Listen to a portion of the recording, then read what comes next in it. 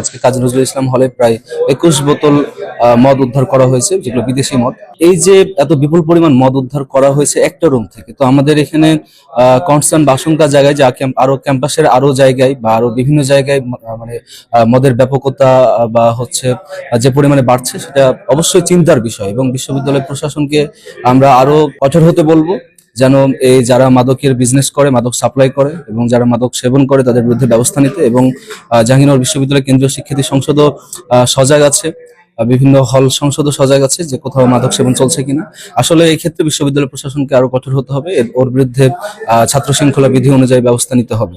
আজকে যেহেতু এখানে সে এইভাবে অপকর্ম করে ধরা পড়েছে, আমি জানার পরে তার কাছ থেকে চাবি নিয়ে ওই রুমে আমি গিয়েছি। আমার সাথে সাংবাদিকরাও ছিল। আসলে রুমে কিছুই নাই, মানে সে যে ওই রুমে থাকতো না। 139/A রুমে শুধু দুটো খাট আছে, আর তেমন ময়লা আবর্জনা ছাড়া আর কিছু ছিল না। তো যাই হোক, এর আগেও আমাদের মীর মোশাররফ হোসেন হলে মাদক সহ যারা ধরা পড়েছে এবং সেবনরত অবস্থায় আমি একজনকে পেয়েছিলাম, তাকে ইনস্ট্যান্ট হল থেকে বহিষ্কার করেছি। সিলভার টিপ কন্ট্যাক্টে তৈরি নিরাপদ ও নান্দনিক ক্লিক সুইচ নির্ভরতা জীবন জুড়ে।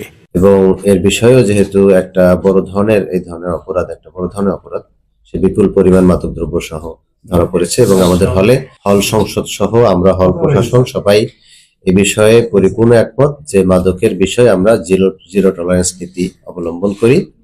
তো আমরা হল থেকে তাকে স্থায়ীভাবে, যেহেতু এখন রাত্র, আমরা আগামীকাল সিদ্ধান্ত জানিয়ে দিব, তাকে হল থেকে স্থায়ী বহিষ্কার করে দিব। জাতীয় কবি কাজী নজরুল ইসলাম হলের 723 নম্বর রুম থেকে আমাদের কোনো এক শিক্ষার্থী, যদিও আমাদের হলের স্টুডেন্ট না, সে মীর মোশাররফ হলের স্টুডেন্ট, তো রুম থেকে আমরা 20 বোতল মদ উদ্ধার করেছি। বিশ্ববিদ্যালয় প্রশাসনের কাছে তাকে হস্তান্তর করব। একটা সুপারিশ বিশ্ববিদ্যালয় প্রশাসনের কাছে করব, যেটা বিশ্ববিদ্যালয় প্রশাসন যে শৃঙ্খলা বিধি আছে সেই শৃঙ্খলা বিধি অনুযায়ী আমার পক্ষ থেকে সুপারিশ করব। আর এখানে মীর মোশাররফ হোসেন হলের যে প্রভোস্ট মহোদয় আছেন, উনি এখানে আসেন। উনি ইতিমধ্যে আমাকে অবগত করেছেন যে উনি ওনার হল থেকে অলরেডি তাকে স্থায়ী বহিষ্কার করেছেন। এখন এই মুহূর্তে আমরা তাকে প্রক্টর অফিসে নিয়ে যাচ্ছি। আমাদের প্রক্টর মহোদয় এর সাথে কথা বলে উনি একটা সিদ্ধান্ত দিবেন যে আমরা তার বিরুদ্ধে আসলে কি অ্যাকশন নিতে পারি পরবর্তীতে।